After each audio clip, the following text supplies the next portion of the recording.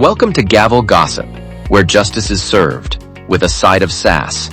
Before we dive in, we want to take a moment to say thank you to everyone who has liked, subscribed, and supported Gavel Gossip. It's been a long and grueling process bringing you these real courtroom moments, and we truly appreciate each and every one of you. We also want to hear from you. Let us know in the comments what you like, what you don't, and what cases you want to see covered next. Gavel Gossip is here for you, and your feedback helps make this channel even better. All right, folks, buckle up because this one's wild. Imagine not paying $250 a month in rent for 5 whole years. How does that even happen? Well, except for a few $100 here and there. Meanwhile, over $1,000 in subsidies helped cover the cost. And now, the tenant has stacked up over $15,000 in back rent. So what's the verdict? Will the court finally say, pay up or pack up? Or will this tenant finesse yet another month of free living? One thing's for sure, this case has more twists than a pretzel factory, and we're just getting started. And hey, if you're enjoying the courtroom chaos, smash that like button, hit subscribe, and don't forget to drop a comment. All right. And so while Ms. Walker is logging in with her device, I do see you. I just want to confirm to you, Ms. Bagley, are you the tenant residing at 1100 North 6th Street, Unit E as in Edward, E as in Edward 3, Waco, Texas 76707? Yes, sir. Okay. All right. And before we get started with your case, do you have any documents that you would like for me to review as evidence in your case? No, I don't really. I mean, we have a different manager every other so many months. So yeah, I just want to. Yeah, they just became the manager. So Well, when I said documents, because you're being sued for non-payment of rent. So documents that I would, like to see is if you had receipts. I have some receipts. Yes, I have some receipts of when I was starting to pay rent. And then, it's a whole story. So okay, so do you have those documents where you can just take a picture of them and scan those and send those to me? Yeah, I can. Okay, so I'm going to give you an email address, and this is to everyone else that's attending this hearing. Mm-hmm. Take note, even though you're in the audience, take note of this email address, and whenever you do send, if you have some proof that you paid your rent. Whenever you do send this to me, make sure you reference your name and your case number. Your case number should be found on your hearing letter at the top left-hand corner underneath my name and above Villages of Waco. So the email address that you all can send these items to is J, the letter J is in Jack, the letter P is in Paul, the number 2 at McLennan, that's McLennan .gov.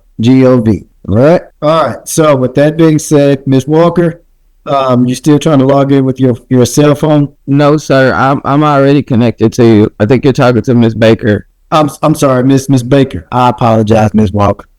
You're exactly right, Ms. Baker. Yeah, I'm putting in the code right now. Okay. He was waiting on the. All right, let's see. Got you there, Ms. Baker. I can join in. Now, it may echo. All right. Is there an echo, Miss Baker? On your end? No, sir, there's not. Okay, all right. So what we're going to next, I need to swear both of you in. So please raise your right hands. Will you solemnly swear and affirm to tell the truth, the whole truth, and nothing but the truth, so help you God? Yes, sir. Yes, sir. Okay. All right, so today's case does involve the address 1100 North 6th Street, Waco, Unit E3, Waco, Texas 76707. The plaintiff in today's case, which is a management company, indicated that you, Ms. Bagley, did not pay your rent, and says according to the petition, they indicate you have not paid rent since March of 2024, and at the time that they filed this case, that you owe $15,022 in back rent. Mm-hmm. What's going to happen first is I'm going to give Miss Barlow Baker the opportunity to present the case against you, Miss Bagley. While Miss Baker is speaking, I'm going to ask that you, Miss Bagley, refrain from interrupting her. I want to make sure I hear everything that she is saying. And then afterwards, once Miss Baker is through, I'm going to give you, Miss Bagley, the opportunity to defend yourself. And while you're speaking, I'm going to ask that you, Miss Baker, refrain from interrupting her. I want to make sure I hear everything that she's saying as well. Now, throughout this hearing, I will ask questions just to make sure I have as many facts as I can pertaining to this case so that I can make a good decision. Ladies, do you have a good understanding of what to look forward to? Yes, sir. Okay, so let's start with you, Ms. Baker. The type of lease that you have with the tenant, is it a written lease agreement? You said a written lease? Oh, yeah, we do have that code. I'll tell you what, let's do this. Let me do this. Let me try something. I'm going to move this one to the waiting room. Can you talk, Ms. Baker? No, I can't hear you. I can't hear you. All right, go through. All right. Can you hear me better now? I can. Okay. Yeah, the type of agreement that is it a written? I'm quite sure it is because you're getting some type of housing assistance for these tenants. So y'all have a written lease agreement, correct? Yes. Okay. Now, this lease, what are the terms of the lease, such as the tenant's monthly rent? What is she responsible for? Okay. As of what date? As of today's date, what is her portion of the rent? As of today's date, her portion is $262 a month. And how much does housing subsidize for her? She gets a 900. I'm sorry, I should have asked that. That's okay. She gets 900. I want to have the exact number. How much is the base rent that you for that apartment? 14,208. What was that again? $1,402.08. So the government subsidizes $1,140.08. Is that about right? Yes, sir. Okay. When was and you're saying that the tenant has not paid her portion, which is $262 since March of 2024. Yes, sir. March 12th, 2024, we had got a payment of $126 from her. Okay. Now, this amount is a lot more than 262 times, couple of months, 8-9 months.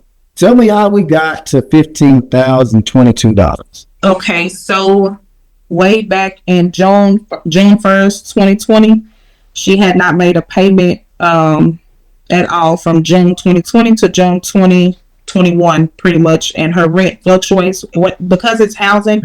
Whenever they get a job and report their income, their rent changes. So it fluctuates from when she first moved in, she was only paying $60, then it went to $62 to $25 to $111. So those months she was not paying, she was also getting late fees. She still did not pay anything until June 16, 2021. She paid $335, and she went from there and did not make another payment until February 19, 2024. Okay, so what you're saying is that so in your petition, I just want to make sure I'm understanding you now. You're saying that she had made payment since March, but her rent is delinquent, as of June 1st of 2020. Yes, she. Okay. Yes. Okay, that's how we got to the amount of $15,022. We're looking at almost 5 years of non-continuous payments on the defendant's end is what you're telling. Yes, sir. So since she moved in 2019, we only have record of 9 payments. Okay. And just to be Judge Lee, she is correct. I did just start here. I'm only going by what they have relayed to me, what I have looked in her file and found. This is all that I have from her. Okay. So the let's see, I think you may have provided me with the ledger. You did. Yes, sir. So this ledger, it ends in, January of 2025. And when does it start? It started December 2nd, 2019. 2019. Okay. And so this is y'all's accounting, but the accounting that you inherited from previous managers. Yeah. Joseph was there a long time ago. Joseph Campbell. He's one who probably signed the lease with the tenant a long time ago. And I do know that Joseph is no longer with the Villages. Correct. He was the one that was taking care of the property for the owner at that time. All right. So I see here. So I see that the payment tenant made, according to what you're saying, a tenant made a payment in March 12th, which you're saying is $126, and prior to that, February, $126, and then no more payments was. And then prior to that, the payment was $335, according to the records that you inherited. I get that. All right. And so that's where the inconsistencies lie.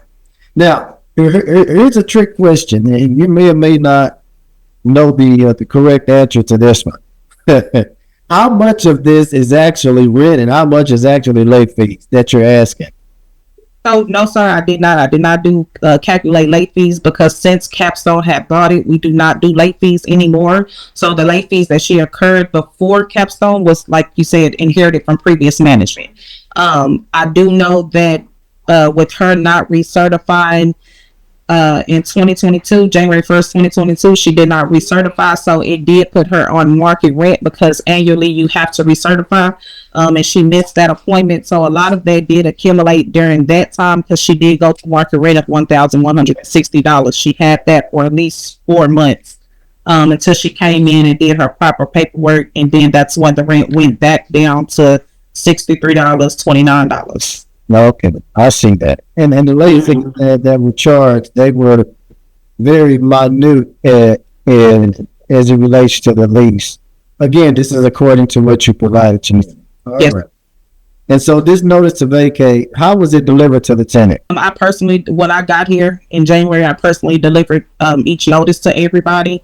When I did not hear from neither resident, I did another notice, and that one I had the maintenance to open each door and put it on the back of each door. That way, Now, what day was that? Where they put it on the back of the door? For the last date, 13th, 2025.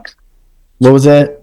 January 13th, 2025. Okay, and was that a 3-day notice or was that a 30-day notice? That was a 10-day notice. A 10-day notice in accordance with your lease. Before anybody got any notices, I personally knocked on each door, and I do have record of that. I did not bring it because it is like just something I typed up, and I asked everybody about their own situations. I did give everybody the opportunity about a payment plan, and nobody came forward. I didn't get to her no payment plan. Prior to the one notice you gave her in January, the 10-day notice, did you? What was that called? Well, it's in the budget, yeah. When I had everybody personally sign. Miss, I have a question for you, Miss Baker. Yes, sir. Tell me that last paragraph of your notice to vacate. Could you tell me what that means? Are you saying the note where it says person with disability have the right to reasonably accommodations to? No, ma'am. The last paragraph of your notice to vacate. You got your notice, it's got capstone at the top, and then it's got notice of termination of lease, 10-day notice. The one that's dated January 13th, 2025. Tell me what that last paragraph means, if you don't mind. Termination of your lease will be effective 30 days from this date of notice. You have 30 days to schedule an appointment with management and discuss proposed termination.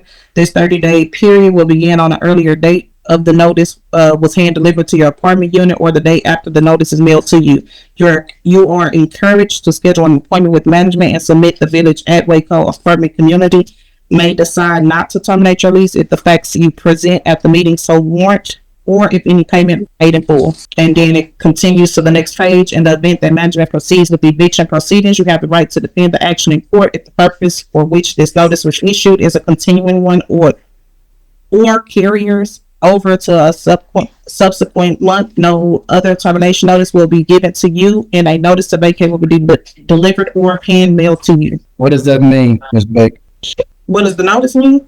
They have 30 days to come to the office and schedule an appointment with us, with management, to see if they wanted to pretty much rectify their situation. So your understanding is that you give them a 10-day notice, but in the notice, it gives them 30 days to comply. So from what I'm looking at, I guess when the notice was revised for the 10 days, because she had already had a 30-day notice. They just did not revise and edit. That's what I'm trying to figure out. Did you give her a 30-day notice prior to you giving her a 10-day notice? Yes. That's what I need to know. Yes, What sir. day did you give her a 30-day notice? This 10-day notice. I presented a 30-day vacate notice on June 24th, 2024. Okay, June 24th, 2024. Okay. Yes. It should be in there too. I'm sorry to interrupt, but were y'all even the managers in June of 2024? Y'all just started this year. Capstone was the managers. They've been the manager since June of 2024. Okay, so again, Miss Bagley, I ask that you remain quiet until it's your opportunity to speak. I'm sorry because some of the stuff not accurate at all. So y'all revise y'all. So what y'all do is, in an essence, you still use the same 30-day notice to vacate, but you put 10 days on the top instead of 30. But the contents are the same as a 30-day notice to vacate. Yes, sir. Ms. Bagley, let me hear from you. Okay, so like I said, we've always had different managers coming in. So when I set up something with one manager, the next week we'll have a new manager in, and they'll pick up off whatever it was left off prior before. I've tried to make payment plans. I've tried to turn in money orders. The last time I tried to give them an $800 money order in September of 2024, and they said they didn't want to take it, that they were just going to file eviction. Then 2 weeks later, they came back to my door and was demanding that, like 2 months later, they came back to my door demanding the $800 payment, and I told them I didn't have it, that full amount, but I could give them something, and it was like, well, they didn't want to take anything at all, and if that I was to pay the $800, they'll clear the I guess the remaining, the balance that I have, which is $15,000. When she said, I'm sorry, I'm kind of all over the place. I'm trying to get my thoughts together. I guess whenever they said I do recertify of 2022, I've tried to recertify. They didn't. Like I said, we had different managers coming in at the time, so all of our paperwork was like not being turned in, or they kept telling us to come to the office and wasn't nobody in the office. And all of that. So that's kind of how that situation is. And it put me on market rent. And I never knew that I was on market rent. So that $1,200 every month is why my balance is so high. I've tried to make payment plans. I told them that I was working. Since I've been in my apartment, I've never had a job. I just always received child support. So like I don't, like I said, I don't know, like 1 minute they'll make an agreement to work with me and I can bring them something. And so once I start trying to do that, the next week, is pay the full amount or be gone by 10 days. And then another notice, come down and speak to the office and let them know the situation. And then if I start paying rent or getting what I can give them, they'll clear that balance. It's just been like a whole lot of, if you do this, we'll clear your balance. And every time I cooperate, it's like I'm just steady getting pushed back, like, and my balance is still like being increased. Like when they told me I can pay the $800, I went and got that money order. And when I tried to turn it in, it was like, well, they don't want to take it because they still might file eviction and the balance was too high to clear it. So I was like, okay, well then I just wait till if I be served eviction notices. So they said, okay with that. 2 months later, they come knocking on the door. Do you have that $800 money order so we can go in and clear your balance and everything will be good and come down and recertify again? Every time I go down there and recertify, it's like my stuff has never been submitted. And I have all my recertification papers. Like I can go look and send them in. But every year it was time for me to recertify. I've always recertified. So I don't even know how I ended up on market rent. And the last time I did speak to Miss Jasmine, Miss Baker, when she did come knock on my door and I was telling them the information, I was supposed to come down there that next morning. I ended up catching the flu. I told her that I was 9 months pregnant.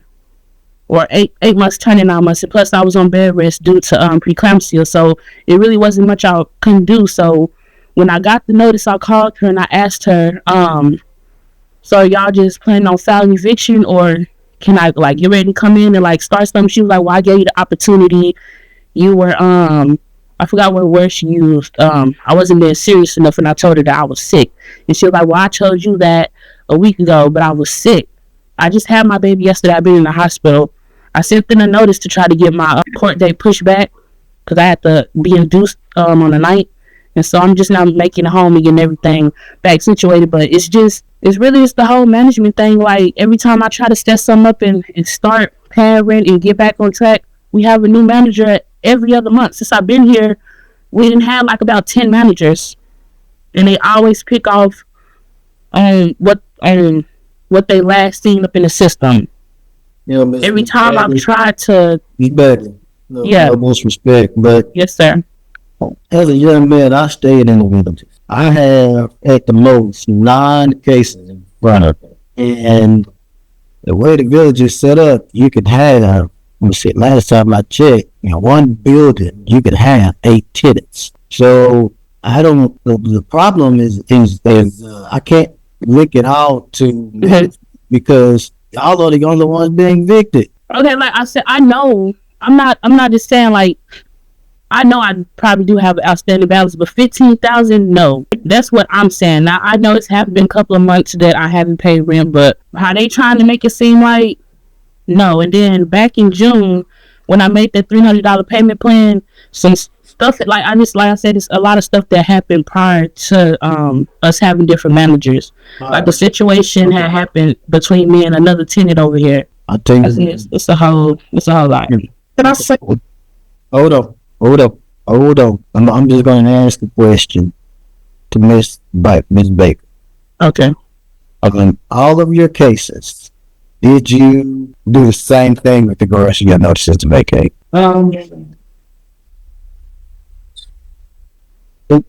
Yeah. Yes, sir. Okay, all right. With the last paragraph, yes, sir. Just the whole format of it. Here's the thing. I understand your intent. I'm not gonna lie. I understand your intent. You did give them a 10-day notice to vacate, but the content of the notice says they have 30 days to do something, and that is in compliance with HUD. That's just a HUD regulation due to CARES. Here's a problem that we're gonna have. This is to everybody that's listening. All right, I'm gonna bring in Mr. Scenarios. The fact that the plaintiff gave y'all a 30-day notice to vacate instead of a 10-day notice to vacate can cause problems. Clerical error. Major clerical error. So I want to make sure that everyone that's attending this hearing hears me loud and clear. And that's to you, Ms. Walker, to you, Ms. Washington, and you, Ms. Washington. But the debts that y'all have incurred with the villages of Waco cannot be cured. I don't care how much earned income credit somebody gets. There's no way y'all are going to be able to get caught up on your brand. There's no way. And legally, they don't have to accept your money once you get to a certain point. Right. They don't.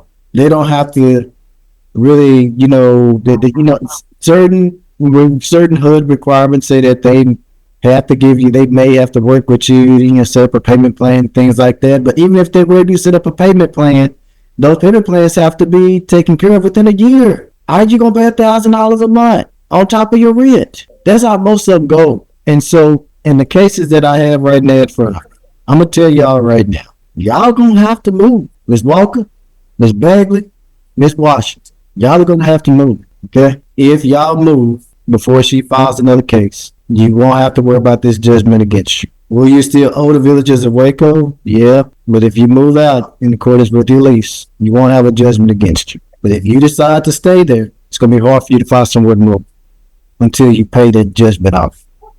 I have a question. So when I'm just trying to be clear. So when you say we do decide to move, with it, like that mean they won't show up on our record until she filed eviction? If you decide to move, then there will not be a judgment against you. Okay. They still may be able to put it on your credit, but there will not be a judgment against you. Okay? Yes. If you decide to move. All right? Ms. Walker, do you have a question? Yeah, I know. How long will we have? Because I've already been in the process of trying to move anyway. Right. That's what another question I was gonna have. So I can't tell you right off back. It's one of them things. It depends on when she files it. I can tell you this: it takes a while to get the paperwork together. So I'm assuming if y'all get out of there, I can get out of within at least a month or so. Sorry to interrupt you. I can't guarantee a month. The only thing I can tell you is that if you move out by the time we have court again, then you won't have a judgment against you. Because when I said move out, don't just skip out. And I mean, what I'm talking about is you call Miss Baker and says, hey, it is what it is, Miss Baker. I know you got to do what you got to do. Here are the keys to the apartment. I'm out. That's what I mean. Yeah. Don't just, pack up on the weekend and just jet. All right? That means that you do it the right way. If you do it that way, she has the keys. She has the apartment. She's got more likely something in writing saying that you're out. Then you're out. May I ask a quick question, Judge? Go ahead. Oh, it's not even more so of a question. It's a statement. When listening, when she was saying she had the maintenance men walk in and put our notices in, those notices, isn't it evasion of privacy? Because those notices was literally taped on the outside of the door. Ma'am, it's not. If it's on the inside of your door, it's not. Okay, it wasn't. They wasn't taped in the inside. And my next door, all the notices been taped on the outside with our first, middle, and last name, right along with other stuff. Those papers was taped outside the door, not in. Okay. All right. So first of all, it was just a question. Okay. So I tell you what, Ms. Baker, I give you that there's certain things that I understand. Okay. But earlier I did not get that email. I mean, where you were saying submit the information, because I do have each written statement from them that I did on my own when I walked to each door on January 13th, 2025 and discussed everything with them. That was, like I said, it's dated and signed by each of them. And I know it probably won't matter now because of the situation, but I do have those documents. That document that you have is showing that y'all wanted us to pay the full amount by such and such day. It was never to come down and set up a payment plan or nothing. Let me be clear. Hey, listen. They don't have to set up a payment plan with you. No, I understand that, but I'm saying that's what she making it like. That's what the payment, like that's why we signed our name. No, I'm not trying to argue it, but you did just admit to the judge. I knew I was supposed to come the next day, but I didn't. Yes, I got sick and I told you that. That was January 13th of 2025. Today is February 12th, 2025. That was a whole month ago. I spoke to you then. I'm saying after. Right, so here's where we are, ladies. Here's where we are. Okay, I'm be honest with you, Bagley. I hear you. Can I say something? Okay, I tell you what. Those that want to speak, I need you to swear in. Okay. All right, Miss Washington, raise your right hand. Say anything up, please raise your hand. Read up letters. My camera messing up. Do you solemnly swear and affirm to tell the truth, the whole truth, and nothing but the truth, so help you God? Yes, sir. Okay, so again, I want to make sure that it's noted that y'all have a good understanding.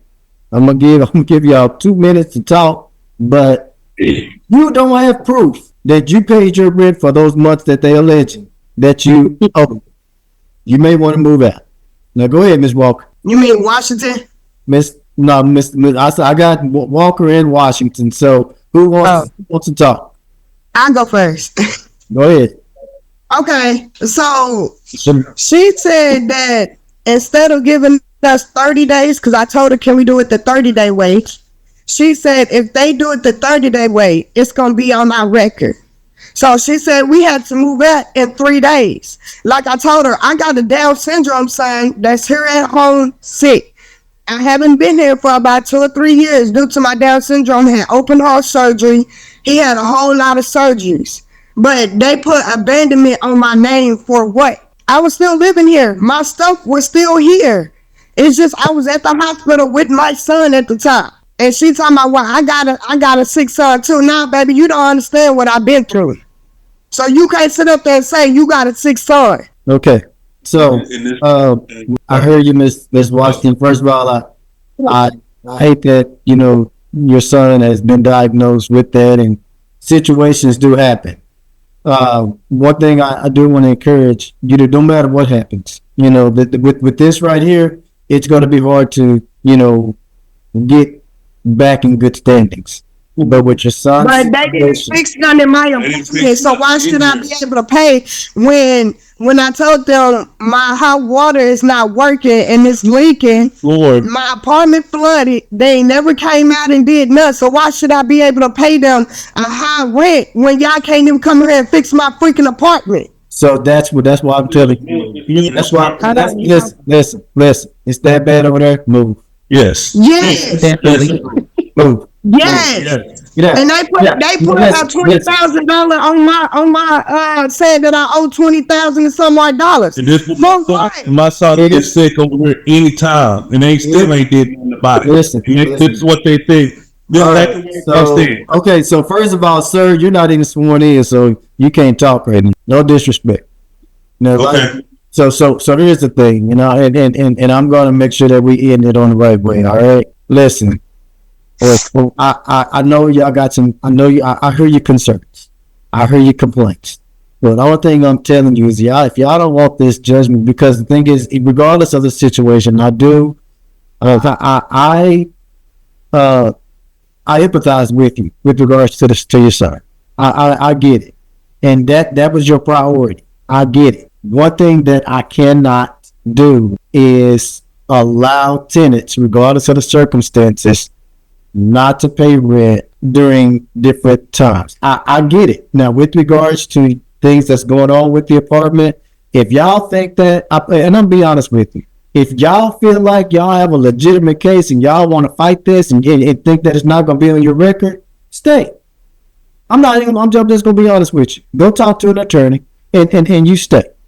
All right? But I'm telling you, if you don't have proof that you paid your rent, or you don't have a legitimate defense by the next time y'all come to court, you're going to have a judgment against you, and the likelihood of the constable coming back over there to act as security and all y'all stuff going to be on the curb is highly possible. As I'm trying my best to make sure y'all got a good understanding that Miss Baker made a simple mistake by giving y'all improper notice to vacate. All right? But a lot of people learn as they go, and I'm quite sure she's probably going to learn from this experience, and she's probably going to do it the right way next time. And it could affect y'all in the future. And so, again, if you feel like you got a legit case and you're going to win your case against her in the housing apartment over there, you stay and fight it. But if you feel like, oh, my chances are slim, you get a friend's truck or you out and you get your stuff and get out and give her the keys to the apartment. That's all I'm telling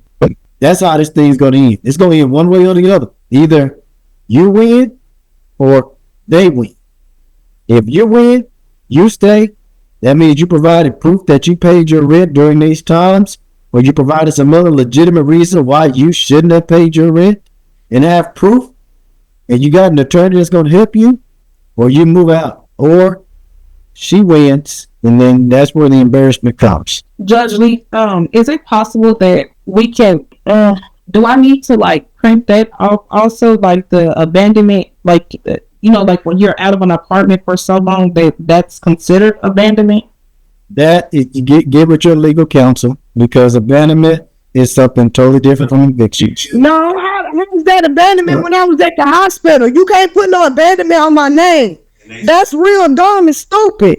All right, so with that being said, I'm going to go ahead and conclude the hearing between those that have already attended. I'm going to bring in Ms. Cisneros, those Ms. Walker, Ms. Bagley, Ms. Washington, Mr. Washington.